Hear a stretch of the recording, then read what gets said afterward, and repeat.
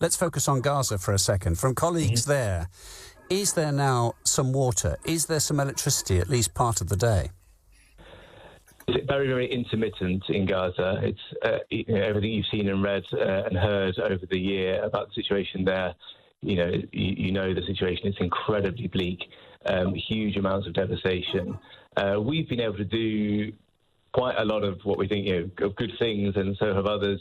In the early months, we had stockpiled equipment that we were able to distribute. Our focus is people with disabilities, which of course now sadly includes many people who've been injured in the fighting. So we were able to get things like walking aids and wheelchairs and so on to those people, and also more basic things like hygiene kits so that people who have different types of impairment can stay clean. So we could do that stuff. But then as the conflict has gone on, access in and out has got harder and harder. There are lots of blocks on aid coming into Gaza. So we have trucks of stuff lined up in queues. Sometimes it gets in, often it doesn't.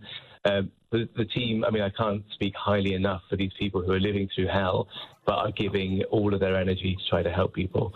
So that's what we try to do. So the situation, I was going to ask you about that blockade. I mean, this is in the Egyptian border, is it? The Heroes Crossing and so on. We were reporting, weren't we, when it was all sealed off for a time. Is it open part of the time, or at a sort of random, in a very hectic, unpredictable way?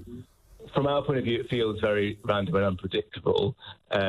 We have, so the process is we have, we put stuff on our trucks. The trucks then sit for days and days, weeks and weeks in a long line. They get inspected. The Israeli authorities are very sensitive to what they call dual-use items.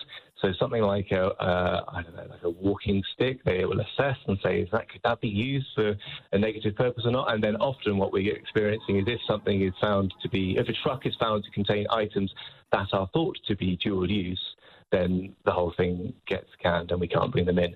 So we're playing a game, and the problem is the inconsistency in the way that these rules are applied. It means it's very, very unreliable, very, very slow, and of course every day that stuff doesn't get in, more people are dying unnecessarily, or they've suffered injuries, and those injuries will turn into lifelong disabilities because aid couldn't reach them in time to prevent that from happening.